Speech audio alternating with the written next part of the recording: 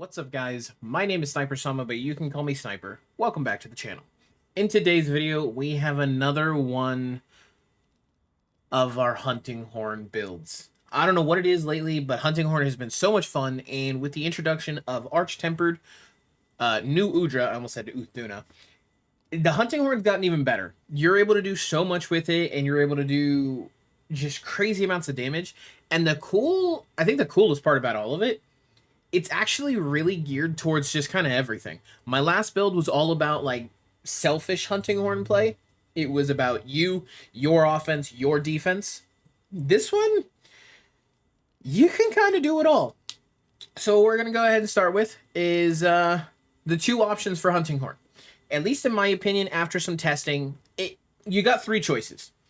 Obviously, you have the Queen Chordmaker. Queen Chordmaker is your typical standard healing hunting horn. It is the best one. It's got Melody of Life. It's got attack boost. It kind of does a little bit of everything. It's great.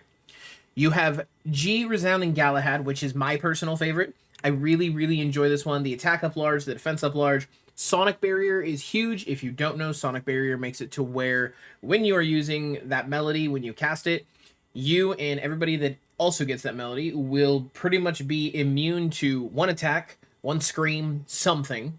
It's kind of like a single-use stun resist, kind of like Rocksteady Mantle.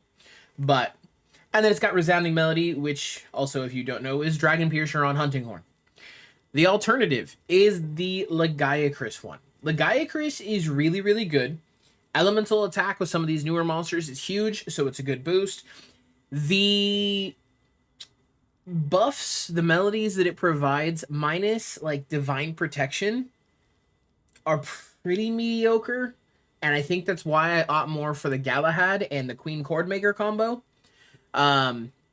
If you wanted one hunting horn and not to swap in between them in the middle of a hunt, go with Lagiacrus. You do have the health recovery small and the recovery speed, as well as Divine Protection, and it just pumps out a ton of damage. It's got a lot of white sharpness. You can see here, I mean, its elemental is higher, but it's the exact same as my G Resounding Galahad.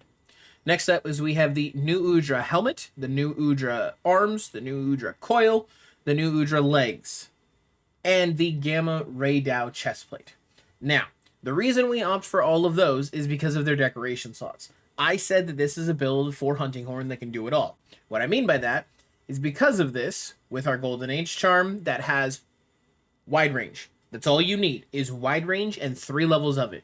As long as you have 3 levels of wide range, you're golden. I just happen to get mine with handicraft, and you know me, I'm a handicraft guy. With the Mending Mantle. The reason for it is because you have a ton of level 1 slots. And if we look at our actual skill list, we have attack boost for ourselves, handicraft for ourselves, razor sharp, horn maestro for our buffs, as well as our echo bubbles, resentment for when we get hit, burst level 5, wide range level 5, latent power for our affinity bonuses, counter strike for our damage, speed aiding for everybody thanks to wide range and for me, free meal also thanks to wide range for everybody and for me, adaptability so we don't have to worry about getting hit by, say, Nu Udra's flame body, because if you haven't tried it yet, holy crap, it burns a lot. And you have 1 level of ambush. You've got Bad Blood level 4. You have Guts active, so you'll have 5% damage increase. Bad Blood is just going to be proccing continuously. It's honestly really, really nice. The skill list is great, assuming you run it like this. You do have options. I opted for attack jewels in both of my pieces. You can see here, I do have attack jewel here, and I have attack on everything. You could opt for crit boost. I wanted to showcase this with attack first because it's easier to get attack everything. Critical boost jewels, at least the ones that I've gotten, have been pretty bad. I won't lie. They've been really bad. Like, really bad. So, you can opt for crit boost, you can opt for attack boost. It doesn't really matter. It is your choice because, especially on this G Resounding Galahad, you already have negative affinity. You don't have a ton of crazy high affinity boosters, minus like the latent power. The problem with it is the uptime on it. So attack boost lets your raw attack get higher, but you sacrifice some of the critical damage. So we have 3 satiated, 1, 2 adapt, followed by 1, 2 friendship jewels. We have 2 counter jewels. This is to max out our counter strike, and 1 throttle jewel to give us our final portion of latent power for a total of 4. So we have plus 40% affinity, which is nice. And then let's just take a second to admire the Frogman outfit. I absolutely love this helmet. It gives me Wiggler vibes from Monster Hunter World, and I loved it. And mixed with the cat paws, like, this is my boxer, the Frogman.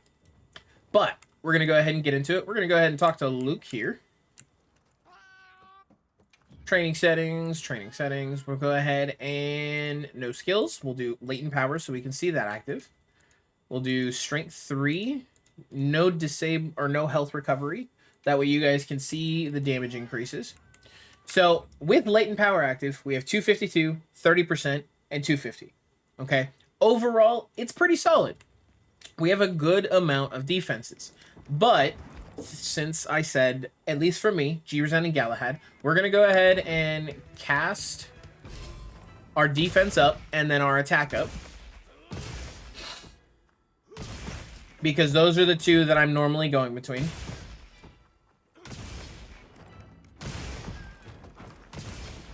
Okay. So we're going to go ahead and play these, get the encore, the whole bit.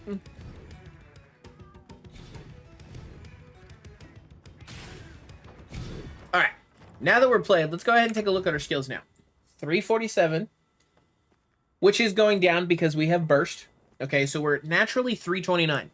This weapon is normally at 230. We have gained 100 with a food buff and with our regular buffs. Not to mention crit boost. Had we swapped and left it on attack boost, it would be even higher. Like I said, interchangeable. Okay. But on top of that, we'll go ahead and get hit real quick. We now have resentment active. We're going to go ahead and get hit one more time just to make sure. That is the wrong button. We're now at 354 raw attack, 512 defense, a good amount of resistances across the board, but most importantly, we have wide range to heal ourselves and everybody else. We have speed eating to do it quickly. We have free meal to do it efficiently, and our damage is through the roof. On my last hunting horn build, you were able to get up to, I think the max I got to was like 360, 380 damage. Which is phenomenal. It's crazy up there.